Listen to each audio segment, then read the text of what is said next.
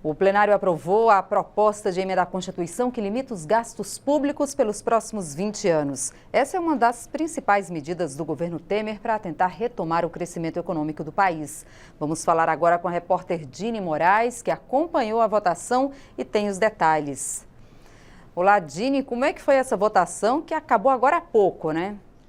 Boa noite, Jaciene. Então, a proposta que limita os gastos públicos por 20 anos foi aprovada na primeira das 4 votações que ela vai precisar passar aqui no Congresso para que vire lei. Conhecida como PEC 241, ela muda o texto da Constituição, estabelecendo que os órgãos públicos não vão poder aumentar as despesas acima da inflação. Ou seja, essas despesas elas vão ser corrigidas pelo valor da inflação. E isso vai valer para quase todo tipo de despesa e para todos os órgãos, sejam do Executivo, do Legislativo, do Judiciário, do Ministério Público e da Defensoria Pública.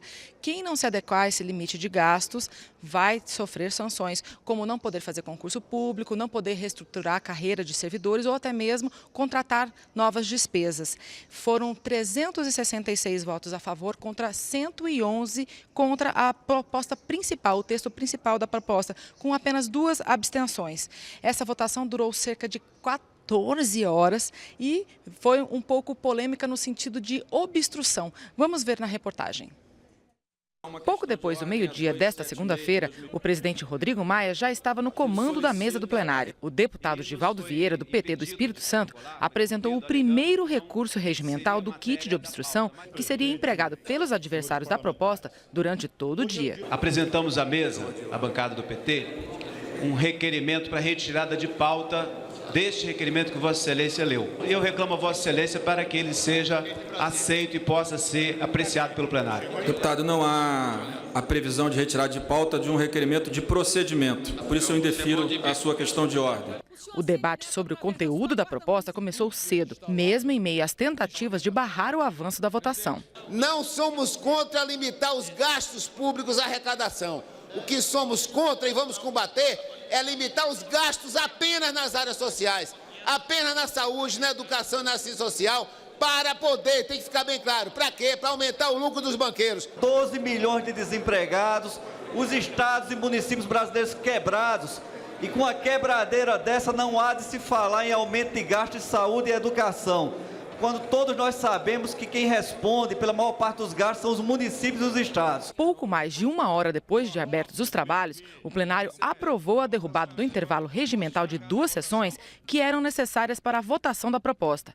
Era o último obstáculo antes da apreciação do texto que proíbe aumento de gastos públicos por 20 anos. Votaram sim, 255. A patuscada funcionou. Não houve uma abstenção, o requerimento foi aprovado.